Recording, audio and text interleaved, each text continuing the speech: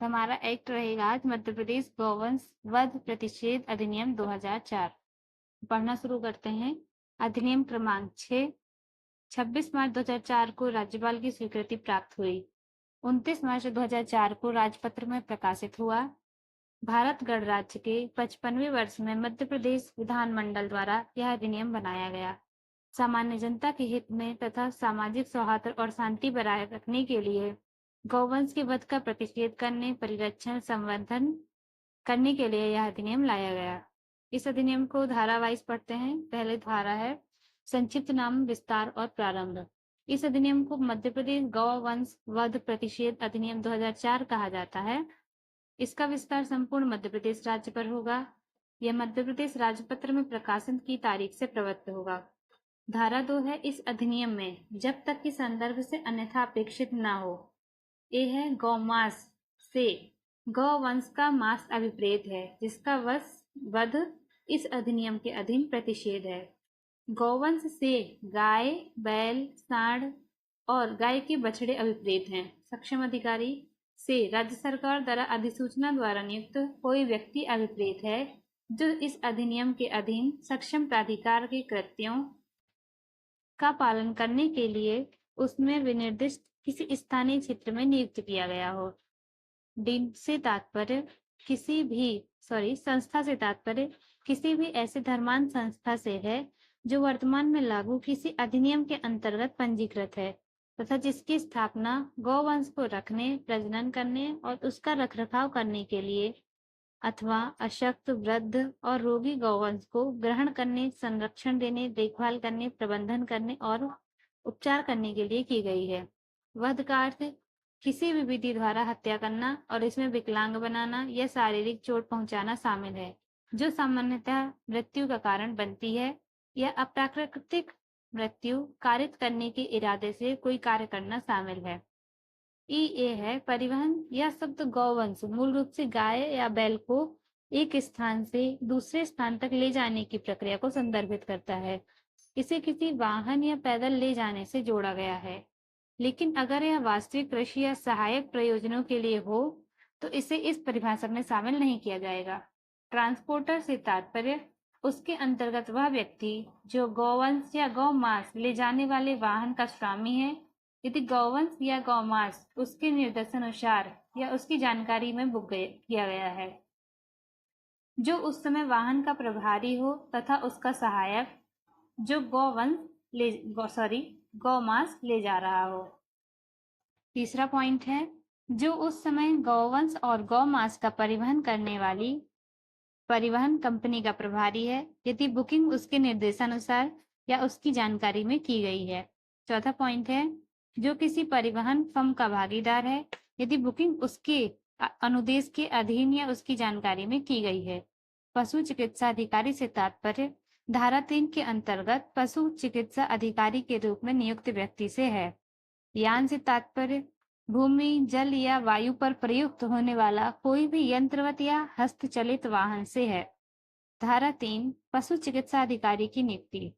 आयुक्त सह संचालक पशु चिकित्सा सेवाएं मध्य प्रदेश इस कानून के अंतर्गत किसी व्यक्ति या व्यक्तियों को किसी विशेष क्षेत्र के लिए पशु चिकित्सा अधिकारी के रूप में नियुक्त कर सकते हैं। यह नियुक्ति साधारण या विशेष आदेश के द्वारा की जाएगी। धारा 4 गौवंश के वध का प्रतिबंध। कोई भी व्यक्ति किसी भी तरीके से गौवंश गाय और बैल का वध नहीं करेगा। यह गौवंश का वध कराने का काम नहीं करेगा और न ही वध के लिए गौवंश को अर्पित करेगा। धारा 5 गौमांस के कब्जे और परिवहन पर प्रतिबंध। किसी भी व्यक्ति को इस कानून के उल्लंघन में वध किए गए गौवंश के मांस को अपने पास रखने या उसे कहीं ले जाने की अनुमति नहीं होगी। धारा 6 गौवंश के वध के लिए परिवहन पर प्रतिबंध। कोई भी व्यक्ति जिसमें परिवाहक भी शामिल हैं किसी गौवंश का वध के उद्देश्य से या यह जानते हुए कि उसे वध के लिए भेजा जाएगा या उसकी संभावना है राज्य के भीतर या राज्य के बाहर स्वयं या अपने एजेंट, नौकर या किसी अन्य के माध्यम से किसी भी परिस्थिति में गौवंश का परिवहन नहीं करेगा, न ही उसे परिवहन के लिए देगा। धारा 6 क गौवंश के निर्यात पर प्रतिबंध। और अनुमति का प्रावधान। पॉइंट 1 है, कोई भी व्यक्ति जिसमें परिवाहक भी शामिल है किसी गौवंश को बिना अनुमति के राज्य के बाहर निर्यात नहीं करेगा, ना ही उसे निर्यात करवाएगा।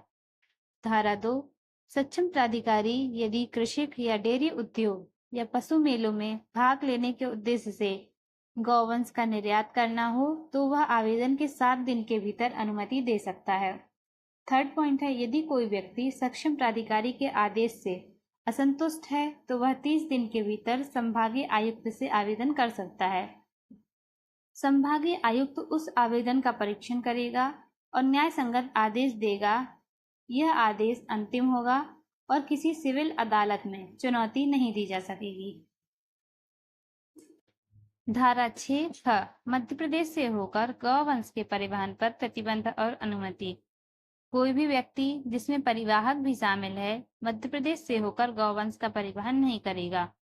यदि कोई राज्य से दूसरे राज्य में गौवंश का परिवहन मध्य प्रदेश से होकर करना चाहता है तो उसे सक्षम प्राधिकारी से आवश्यक अनुमति प्राप्त करनी होगी। धारा 7 संस्थाओं का सुदृढ़ीकरण। राज्य सरकार उन संस्थाओं को सुदृढ़ करने के लिए आवश्यक कदम उठाएगी जो गौवंश कल्याण में काम कर रही है। धारा 8 प्रभारों का संग्रहण। संस्था का भार साधक व्यक्ति जो अशक्त, बूढ़े या बीमार गौवंश की देखभाल कर रहा है उनके स्वामियों से आवश्यक प्रभारों का संग्रहण कर सकेगा, जैसा कि नियमों में निर्धारित हो। धारा 9 दंड या शास्ति।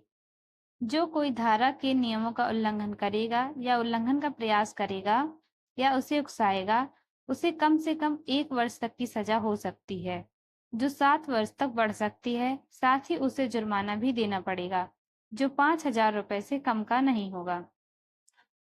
पॉइंट 2, जो कोई धारा 5, 6, 6 के और 6 ख के नियमों का उल्लंघन करेगा या उल्लंघन का प्रयास करेगा, उसे उकसाएगा, उसे कम से कम 6 महीने की सजा हो सकती है, जो 3 साल तक बढ़ सकती है, और जुर्माना भी देना पड़ेगा, जो 5,000 रुपए से कम नहीं होगा। धारा 10 अपराधों का संज्ञेय और अजमानतीय होना। दंड प्रक्रिया संहिता 1973 में दी गई किसी भी बात के बावजूद इस अधिनियम के तहत सभी अपराध संज्ञेय होंगे जिनकी पुलिस द्वारा रिपोर्ट की जा सकती है, और अजमानतीय होंगे जिनका मतलब है कि आरोपित को जमानत नहीं मिल सकती। धारा 11 प्रवेश, निरीक्षण, तलाशी और अभिग्रहण की शक्ति। इस अधिनियम के प्रावधानों को लागू करने के लिए सक्षम प्राधिकारी को या सक्षम प्राधिकारी द्वारा लिखित में अधिकृत किसी व्यक्ति को अपनी अधिकारिता की सीमा के भीतर उस स्थान पर प्रवेश करने और निरीक्षण करने की शक्ति होगी यदि उसे यह विश्वास हो कि वहां इस अधिनियम के तहत कोई अपराध किया गया है, किया जा रहा है या किए जाने की संभावना है, और वह आवश्यक कार्रवाई करेगा। दूसरा पॉइंट है, जो भी व्यक्ति उपधारा 1 में बताए गए किसी स्थान पर कब्जा करता हो वह सक्षम अधिकारी को या सक्षम प्राधिकार द्वारा लिखित में अधिकृत व्यक्ति को उस स्थान पर प्रवेश करने की अनुमति देगा, जैसा कि उपरोक्त उद्देश्य के लिए आवश्यक हो, और स्थिति के अनुसार वह सक्षम प्राधिकारी या प्राधिकृत व्यक्ति द्वारा पूछे गए किसी भी प्रश्न का उत्तर अपने सर्वोत्तम ज्ञान और विश्वास के अनुसार देगा।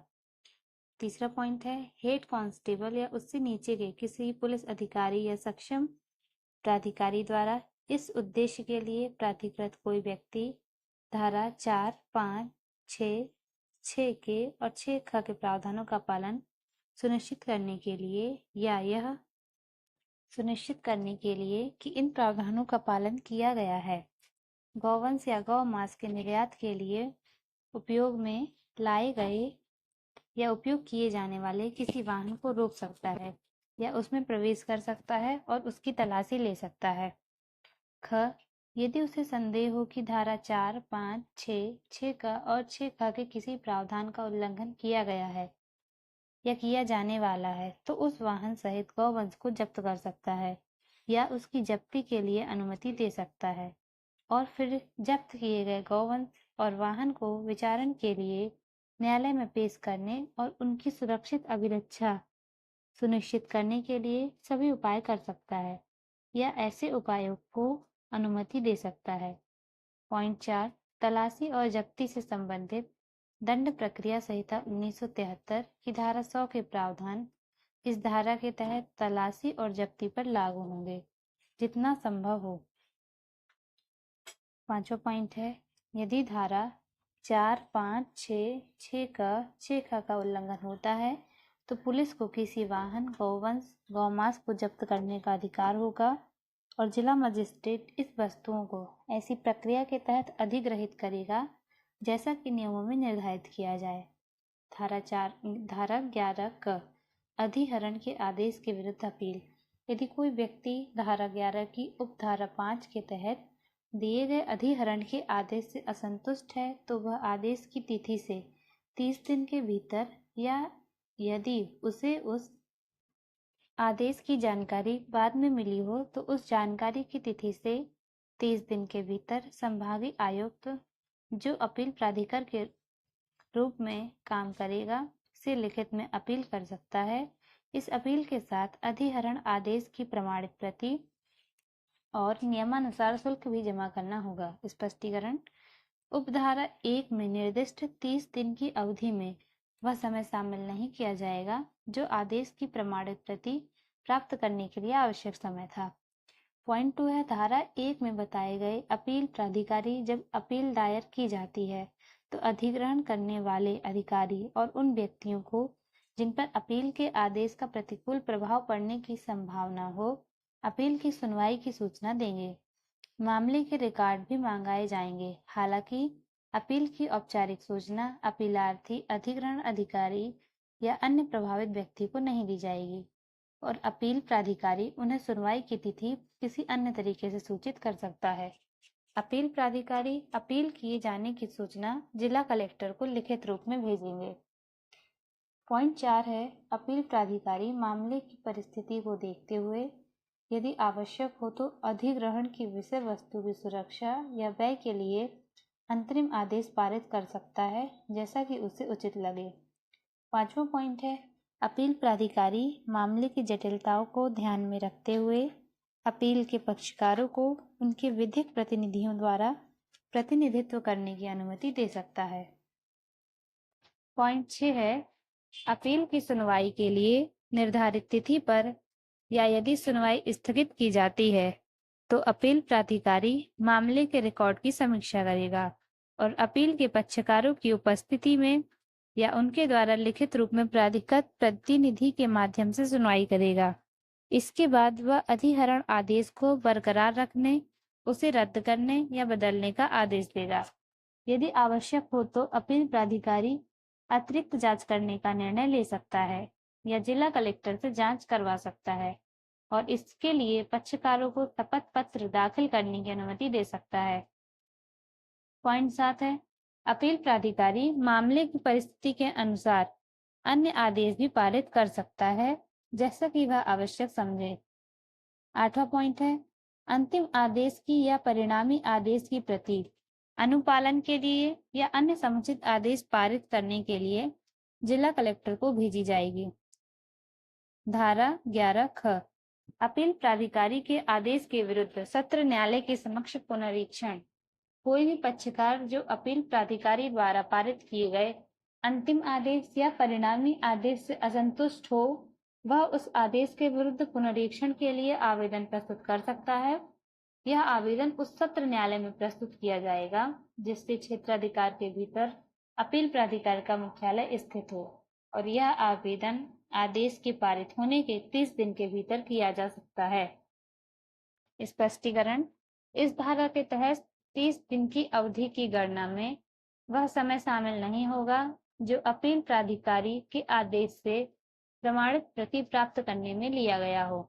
धारा 12 पुनर्वास, राज्य सरकार इस अधिनियम के लागू होने के बाद ऐसे व्यक्तियों के लिए जो इस अधिनियम से प्रत्यक्ष रूप से प्रभावित होते हैं उनके आर्थिक पुनर्वास के लिए नियम बना सकती है। 12 क, अभिग्रहित गौवंश का पोषण, राज्य सरकार अभिग्रहित गौवंश को खिलाने पिलाने और उनका पोषण सुनिश्चित करने के लिए आवश्यक कार्रवाई करेगी जैसा कि नियमों में निर्धारित किया जाएगा। धारा 13, सद्भावपूर्वक की गई कार्रवाई का संरक्षण, किसी व्यक्ति के खिलाफ किसी ऐसी बात के संबंध में जो इस अधिनियम या इसके तहत बनाए गए नियमों के तहत सद्भाव पूर्वक की गई हो या जिसका सद्भाव पूर्वक किया जाना आश्रित हो, उस पर कोई वाद, अभियोजन या अन्य विधिक कार्यवाही नहीं की जाएगी।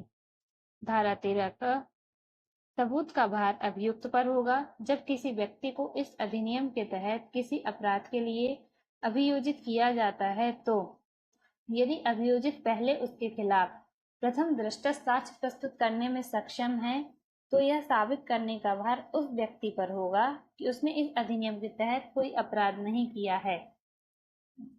धारा 14 इस अधिनियम के तहत शक्तियों का उपयोग करने वाले अधिकारी लोक सेवक माने जाएंगे। सभी सक्षम प्राधिकारी, पशु चिकित्सा अधिकारी और अन्य व्यक्ति जो इस अधिनियम के तहत शक्तियों का उपयोग करते हैं, भारतीय दंड संहिता 1860 की धारा 21 के अर्थ में लोक सेवक माने जाएंगे। धारा 15 इस अधिनियम का प्रभाव अन्य विधियों पर भी पड़ेगा। यदि इस अधिनियम के उपबंध किसी अन्य विधि या इस अधिनियम से अलग किसी अन्य विधि के तहत प्रभावी लिखित नियमों से असंगत हैं, तो भी यह प्रभावी रहेंगे। धारा 16 कठिनाई दूर करने की शक्ति। यदि इस अधिनियम के उपबंधों को लागू करने में कोई कठिनाई उत्पन्न होती है, तो राज्य सरकार ऐसे उपबंध कर सकती है या ऐसे निर्देश दे सकती है जो इस अधिनियम के उपबंधों से असंगत ना हो और जो उस कठिनाई को दूर करने के लिए आवश्यक या उचित प्रतीत होते हों। धारा 17 नियम बनाने की शक्ति। राज्य सरकार इस अधिनियम के उपबंधों को लागू करने के लिए अधिसूचना के द्वारा नियम बना सकती है, जो उनके प्रकाशन की तारीख से या ऐसी अन्य तारीख से प्रभावी होंगे जो इस अधिनियम में निर्धारित की जाएगी। इस अधिनियम के तहत बनाए गए नियमों को उनके प्रकाशित होने के बाद यथासंभव शीघ्र विधानसभा के पटल पर रखा जाएगा। धारा 18 निरसन या व्यावृत्ति। मध्य प्रदेश गौवंश प्रतिषेध अध्यादेश 2004 को इस अधिनियम द्वारा निरस्त किया जाता है, लेकिन यह निरसन निम्नलिखित को प्रभावित नहीं करेगा। पहला, इस पर निरस्त की गई किसी विधि के पूर्व प्रवर्तन या उसके तहत की गई या भुगती गई किसी बात या दूसरा पॉइंट है, इस प्रकार निरस्त की गई किसी विधि के विरुद्ध किए गए किसी अपराध के संबंध में हुई कोई भी शास्ति, जब्ती या दंड। तीसरा पॉइंट, पूर्वोक्त प्रकार की किसी भी शास्ति, जब्ती या दंड के संबंध में कोई भी अन्वेषण, विधिक कार्यवाही या उपचार। इसके अलावा कोई भी ऐसा अन्वेषण, विधिक कार्यवाही या उपचार शुरू किया जा सकता है, चालू रखा जा सकता है या प्रवर्तित किया जा सकता है, और कोई भी ऐसी शास्ति, जब्ती या दंड इस प्रकार अधिरोपित किया जा सकता है जैसा कि यह अधिनियम पारित ही नहीं हुआ हो। तो हमारा ये अधिनियम कंप्लीट होता है। Thank you so much. Next video में हम इस अधिनियम के MCQ क्वेश्चन सॉल्व करेंगे।